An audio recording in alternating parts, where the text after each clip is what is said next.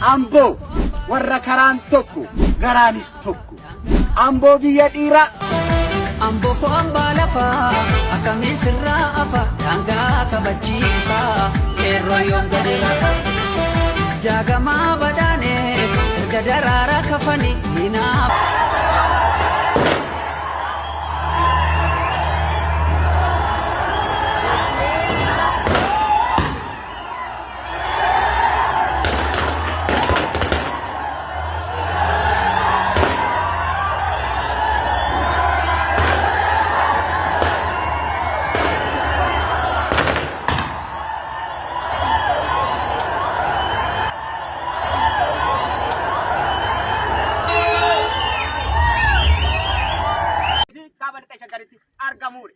Kun akkamitti ta'e maalirraa ta'e akkamitti sadarkaa kana ga'e kan jedhu har'a keessummoota jajjaboo iddoo kanatti dhiyeeffanneerra. Keessummaan keenyarraa Jaalabdii Dhugaatii fi Galmabaas Qeerrooti iddoo kanatti nu argamu akkasiif turtii gaarii isiniin jedha.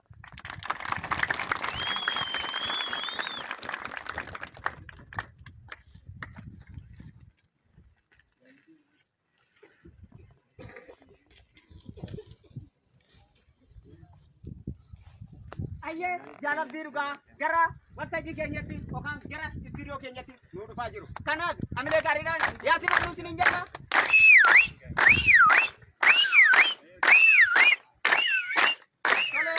Egaa dhaggeeffattoota kabajamtoota keessummaa keenya Jaalabdiin har'a waa'ee maalii mari'anna jennaan, waa'ee maalii dubbanna jennaan, waa'ee waraana bilisummaa Oromootii fi impaayirri Itoophiyaa yeroo ammaa kana sadarkaa maalirra ga'eera waan jennu waliin dubbanna. Jaalabdii bakka nagaan dhufte.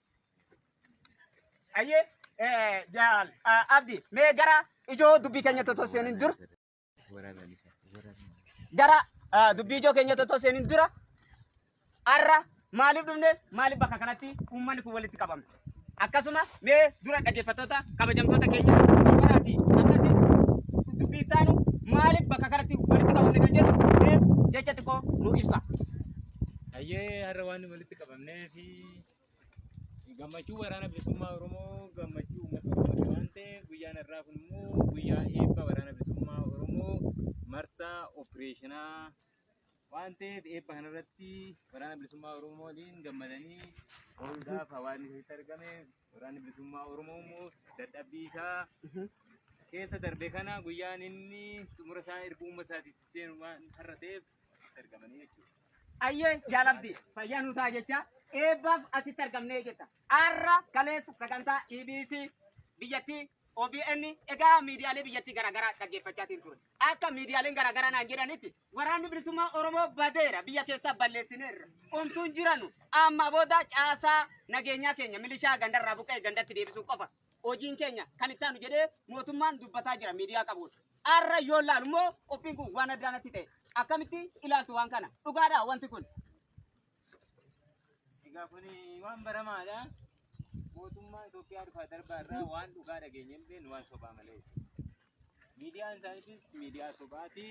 Wanni isaan hojjetanis waan sobaati yeroo mata. Kanaaf uummanni keenya yeroo ammaa kanatti dammaqeera tolchee beekaa. Waraanni bilisummaa Oromoo kabaduu miti PP badaa jechuudha. Waraanni bilisummaa Oromoo badee jechuun uummanni Oromoo badee jedhee badaan akkasitti arbadaan ta'e waraanni bilisummaa Oromoo uummata Oromoo waliin jira guyyaan hin baduu hin dhufu. Ni raasisa ni dagaaga malee. Ayyee Jaalabdii guddaa galatoomaa jecha gaaffiin keenya inni taanu yeroo ammaa kana akka sadarkaa biyyattiitti waraanni naannolee garaagaraa keessatti ijaaramaa jira. Fakkeenyaaf naannoo Amaaraa keessatti faannoon bakka lamatti wal qoodee waltumaa jira. Akkasuma naannoo Sumaalee keessatti qe'ee lolaa horatanii jiru. Naannoo Affaar keessa akkasuma akka kutaalee biyyattii garaagaraa keessatti loltoota garaagaraa qopheeffachaa jiru. Waraanni bilisummaa Oromoo roorroo saba isaatiitti dhufaa deemtu tana bifa kamiin ofirraa ni faccisa jettanii amantu biyyattiirraa impaayera tana ni kaasu jettanii abdattu. Nan akkasi. Waraanni bilisummaa Oromoo uummata Oromootiif callaa otoo hin ta'in saboota cunqurfamaa biyyattii Itoophiyaatiin gaanfa Afrikaa keessa jiraniif wabii taa'ee eegaa jiru. Kanaafillee tana ni mirkaneessa yeroo gabaabduu keessatti akka mirkaneessus abdii guddaa irraa qaba.